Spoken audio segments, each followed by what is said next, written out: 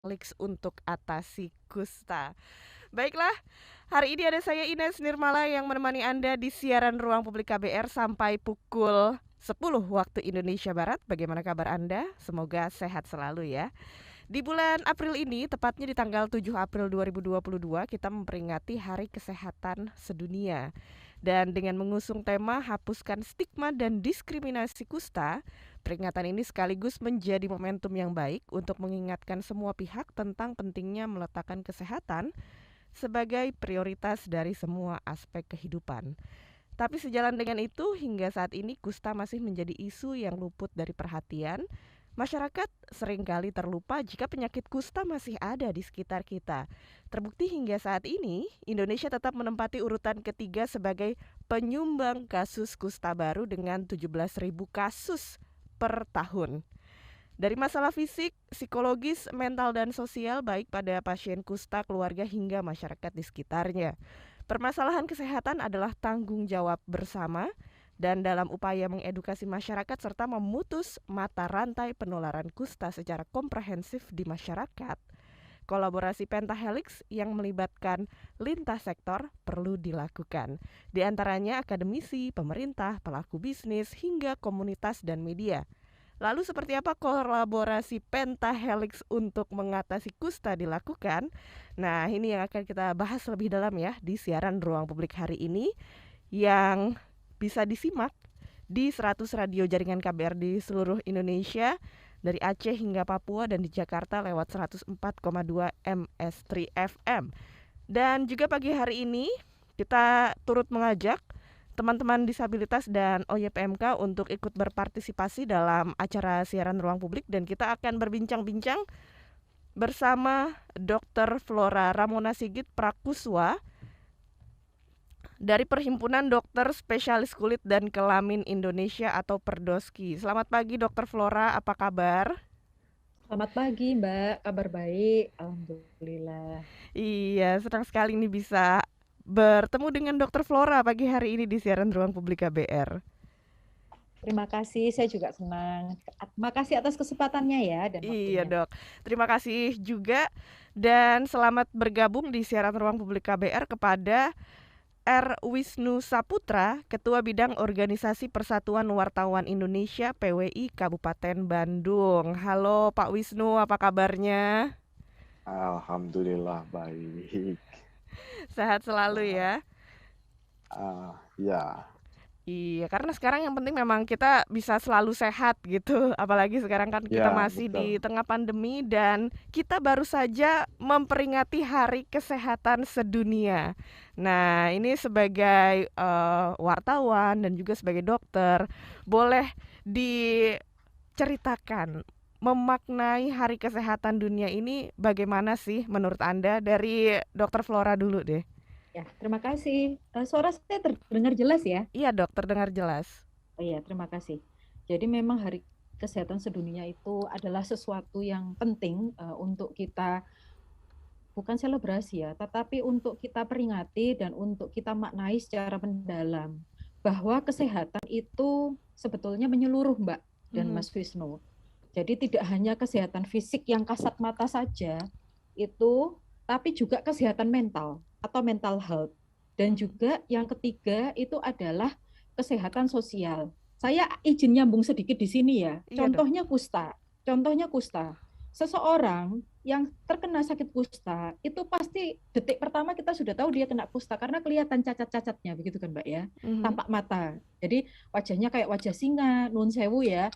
Kemudian alisnya rontok, mukanya benjol-benjol, tangan kakinya kiting gitu ya kalau bahasa Jawanya. Kemudian ada luka-luka yang tidak disadari dan bertambah banyak, kemudian dan lain sebagainya di mana waduh ini cacat. Nah, itu kan cacat fisik.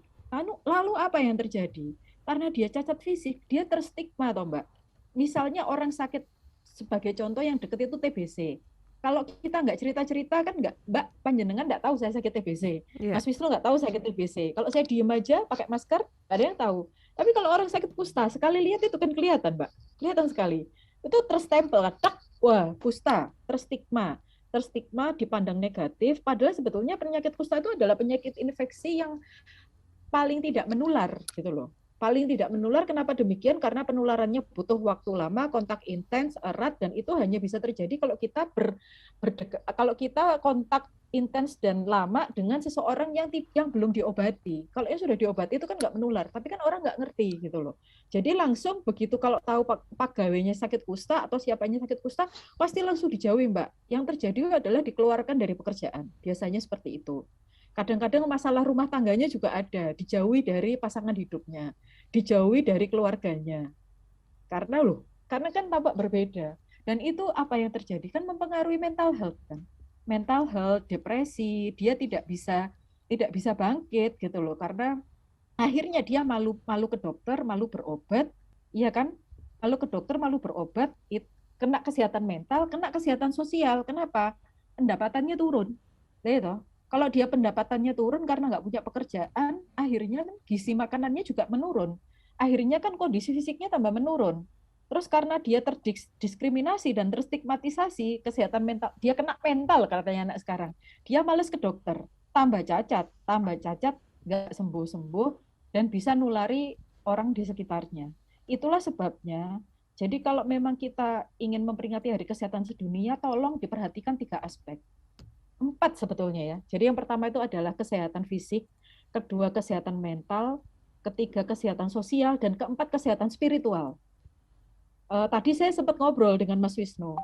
Kalau saya kemarin penelitian gitu ya di Jawa Timur. Kalau saya ngomong sendirian, saya ngomong saya dari mana gelarnya macam-macam, nggak begitu diperhatikan, Didengar. Mbak. Tapi Iya. ya, tapi kalau saya ngomong didampingi sama ustadz, sama ustazah, atau Mhm. pemuka agama yang lain, terus sama lurahnya, saya baru digagas, saya baru oh iya iya gini loh. Jadi memang saya nggak bisa sendirian gitu loh. Saya nggak bisa saya dan tim, misalnya saya dan tim peneliti pengen bikin acara, terus kita ngomong sendiri, wah ya nggak ada yang datang Mbak gitu loh. Tapi kalau kita tektokan dulu, ceng-cengan dulu sama pemuka agamanya, kemudian ngobrol, komunikasi, diskusi, silaturahmi dengan lurahnya, gitu, RT, RW, ketua dasawisma, itu baru bisa jalan, gitu loh, baru bisa running.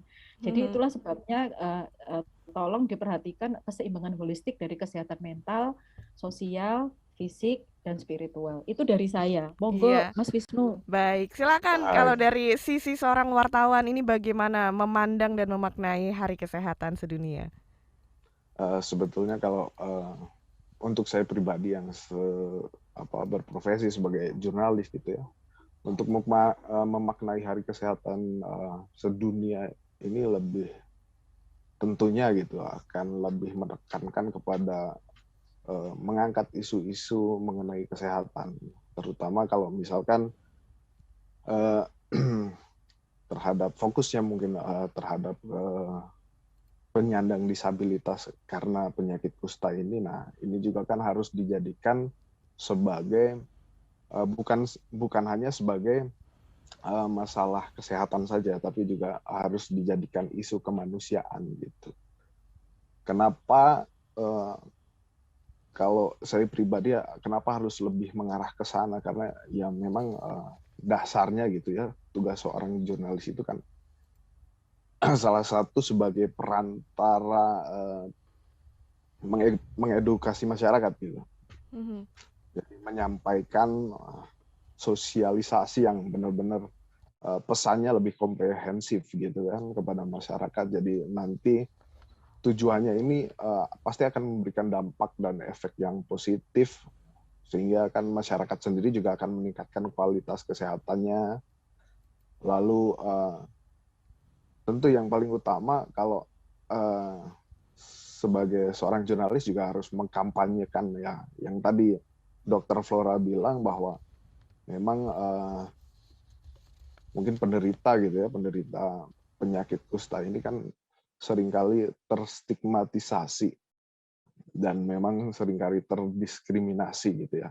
Nah, ini harus dikampanyekan bahwa jangan sampai masyarakat itu bersikap diskriminasi, karena memang ya karena memang jarang gitu ya untuk blow up-nya isu-isu yang seperti ini. Maksudnya kalah juga dengan misal gitu ya isu-isu mengenai HIV/AIDS atau yang lain sebagainya. Mungkin begitu. Iya, baik. Pak. Memang isu-isu seputar kusta ini seringkali juga tidak terlalu terangkat ya di Ya media betul, gitu. Kalau tertutup. dari Pak Wisnu sendiri nih sebagai jurnalis, bentuk apa yang dilakukan untuk juga menyebarluaskan atau mengkampanyekan, menggaungkan hal-hal seputar isu kusta? Oh, baik. Kan kalau saya sebut yang perlu digarisbawahi di sini kan mengenai menjadi seorang disabilitas itu kan bukan sebuah keinginan, mungkin kan begitu. Ya kalau jadi jika harus memilih mungkin gitu kan pilihannya, maka orang itu akan memilih untuk hidup sehat dan hidup normal gitu. Nah, apa yang harus dilakukan untuk sebagai seorang jurnalis itu mungkin di sini porsinya untuk memberikan apa namanya edukasi ke masyarakat dengan bahan tulisan baik atau bahan video atau bahan misalkan audio visual juga itu harus menggunakan rasa, Mbak.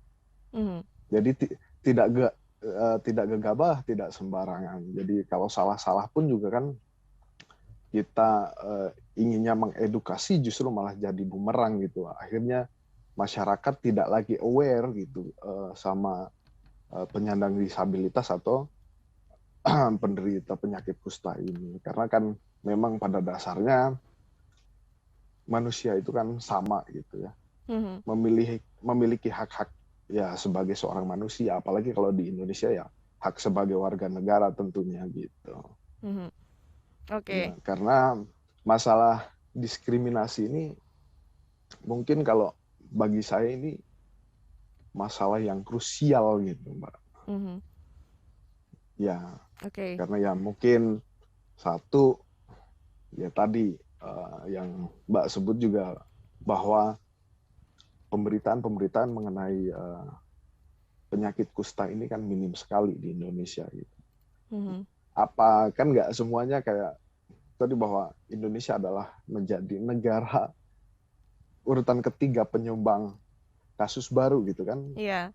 Ini kan juga harus jadi sorotan masyarakat juga, bukan hanya pemerintah gitu. Betul, dengan kita mengangkat isu-isu seputar kusta yang sering terabaikan Betul. gitu ya, kita juga bisa meningkatkan pemahaman ataupun kesadaran di masyarakat sehingga penyakit ini ke depannya bisa lebih mudah tertangani.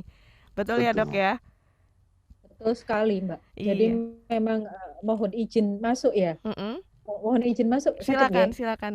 Ya, jadi gini, sama-sama kayak Mas Wisnu. Kalau sebagai dokter itu sebetulnya berasal dari bahasa Latin docere, Mbak. Artinya educator, educator, to educate.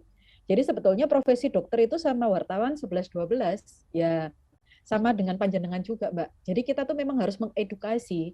Jadi cara yang paling baik untuk apa ya? Untuk sounding, untuk mengetuk dan menginformasikan kepada dunia dan semuanya itu memang kita melakukan strategi pemberantasan stigma dan diskriminasi itu dengan cara konseling, informasi, dan edukasi, Mbak.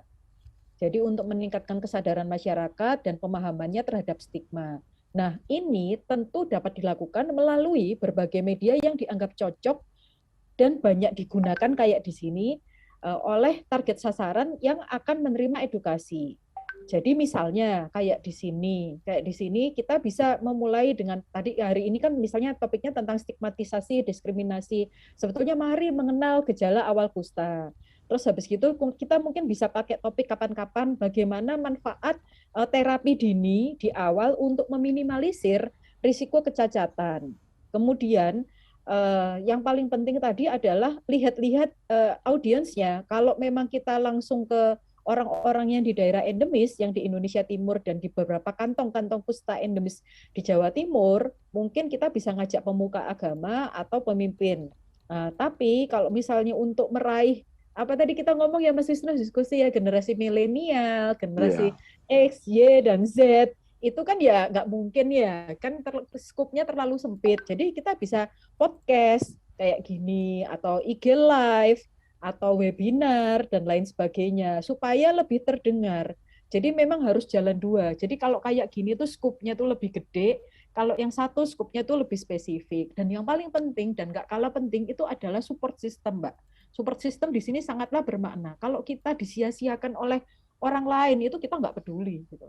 Tapi kalau kalau orang terdekat kita, inner circle kita, support system kita menstigma kita dan mendiskriminasi kita, itu pasti kena mental tadi, kena mental. Kalau sudah kena mental nggak mau berobat, tambah melarat, tambah miskin, kesehatan sosialnya kena, terus ya dia mau beribadah ya susah. Dia mau sholat misalnya, apa mau ke gereja, apa mau beribadah ke pura, ke wihara, orang kusta kan kelihatan. Nanti orangnya takut ketularan, ya kena lagi kesehatan spiritualnya terganggu. Jadi libatkan bahwa kasih tahu keluarga ini tuh penyakit menular yang paling nggak menular gitu loh. Nah kalau support dia tuh nggak akan peduli dengan orang lain, tapi kalau inner circle-nya sangat support, insya Allah itu biasanya pasien itu juga nurut gitu loh. Jadi mau menyelesaikan terapinya. Dan yang paling penting itu adalah masalah itu tadi kan kesehatan sosial. Kesehatan sosial di sini itu kan maksudnya adalah sosioekonomi, Mbak dan Mas. Jadi kita harus apa ya mengedukasi terus-menerus tiada henti bahwa pasien kusta itu harus mandiri secara sosioekonomi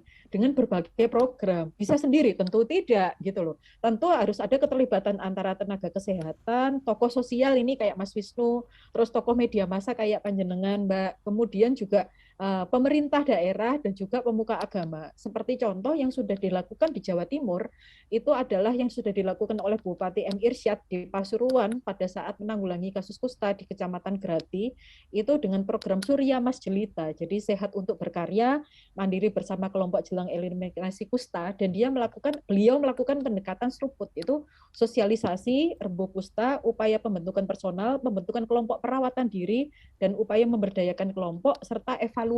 Yang paling penting kan memang tidak hanya merencanakan, mengerjakan aksinya, tetapi kan juga controlling dan evaluasi di akhir. Jadi kalau memang kepingin berhasil, sosialisasi dan penata laksanaannya secara holistik memang harus melibatkan pemerintah, tokoh media sosial, tokoh masyarakat supaya berhasil eliminasi. Oke, baiklah itu dia makanya untuk mengatasi kusta kita butuh kolaborasi pentahelix. Nah, itu yang kita bahas di siaran hari ini. Dan sekarang saatnya kita untuk jeda sejenak dulu ya. Pastikan buat Anda yang ingin bergabung untuk menghubungi telepon bebas pulsa di 0800 245 7893 atau WhatsApp di 0812 118 8181 serta yang menarik untuk siaran Ruang Publik hari ini bagi 5 orang pendengar dengan pertanyaan terbaik kita akan pilih nanti ya di akhir acara masing-masing 5 pertanyaan dan akan mendapatkan e-wallet sebesar Rp100.000. Jadi jangan kemana-mana, tetap di Ruang Publik KBR.